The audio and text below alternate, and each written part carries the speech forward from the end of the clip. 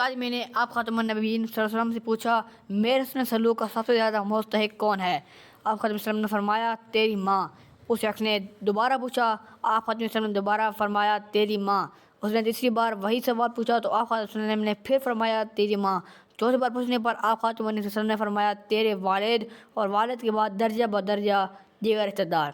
اس لیے ضروری ہے کہ ہر ممکن طریقے سے والدین کو خوش رکھنے کی کوشش کی جائے۔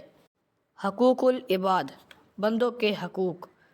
حقوق العباد کی اہمیت اس بات سے واضح ہو جاتی ہے کہ اللہ تعالیٰ چاہے گا تو حقوق العباد یعنی نماز، روزہ، زکوٰۃ اور حج کے ادائیگی میں غفلت کو معاف کر دے گا، لیکن حقوق العباد اس وقت تک معاف نہیں ہوں گے جب تک کہ وہ شخص جس کے حق تلفی ہو گئی خود معاف نہ کر دے۔ بندوں کے حقوق میں والدین، اولاد، رشتہ دار، اساتذہ، میاں بیوی، یتیموں، مسکینوں بلکہ سارے انسان کے حقوق شامل ہیں۔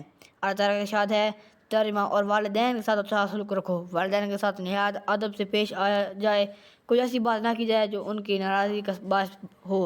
حضرت محمد رسول اللہ صلی اللہ علیہ وسلم نے ارشاد فرمایا ماں باپ کی رضامندی میں اللہ تعالیٰ کی رضامندی ہے اور ماں باپ کی ناراضی میں اللہ تعالیٰ کی ناراضی ہے۔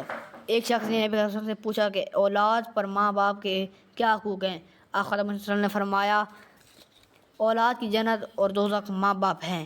مراد یہ ہے کہ ان کی خدمت سے اولاد کو جنت میں مل سکتی ہے اور ان کی نافرمانی اور بدسلوکی دوزخ میں لے جا سکتی ہے۔ ماں باپ کو محبت اور احترام کی نظر سے دیکھنا بڑے ثواب کا باعث ہے۔ آپ خاتم النبیین صلی اللہ علیہ وسلم نے ارشاد فرمایا ماں باپ کی خدمت اور اطاعت کرنے والا جنتی بارے میں بھی محبت اور عظمت کی نگاہ سے والدین پر نظر ڈالے۔ اللہ ہر بار دیکھنے پر اس بدلے میں ایک مقبول حج کا ثواب اس کے لیے لکھ دیتا ہے، یعنی اگر انسان خوشی سے والدین کو دیکھے تو اللہ تعالیٰ اسے اس دیکھنے کے بدلے ایک مقبول حج کا ثواب دیتا ہے۔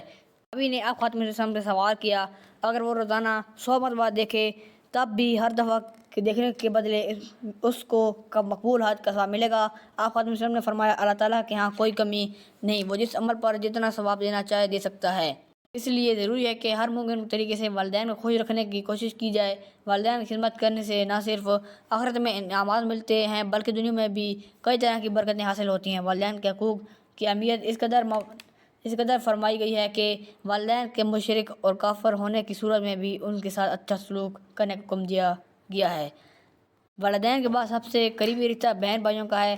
بہن بھائیوں کا رشتہ بہت مضبوط ہوتا ہے، اس لیے اپنے بہن بھائیوں سے اچھی طریقے سے پیش آیا جائے۔ نبی صلی اللہ علیہ وسلم کا ارشاد ہے صلہ رحمی کرنے والا وہ ہے جو دوسرے کی قطع رحمی کرنے پر بھی صلہ رحمی کرے۔ صلہ رحمی واقعہ رحمی، رشتہ داروں سے حسن سلوک کو صلہ رحمی جبکہ بد سلوکی کو قطع رحمی کہتے ہیں۔ قرآن مجید احادیث مبارکہ میں جگہ جگہ صلہ رحمی کا حکم اور قطع رحمی کی مذمت بیان کی گئی ہے۔ نبی صلی اللہ علیہ وسلم نے قطع رحمی کو جنت سے محرومی کی وجہ قرار دیا ہے۔ آپ صلی اللہ علیہ وسلم نے فرمایا رشتہ توڑنے والا جنت میں نہیں جائے گا۔ نبی صلی اللہ علیہ وسلم کا ارشاد یہ بھی ہے جو شخص یہ چاہتا ہے کہ اس کے رزق میں فراخی ہو اور عمر لمبی ہو تو وہ صلہ رحمی کرے۔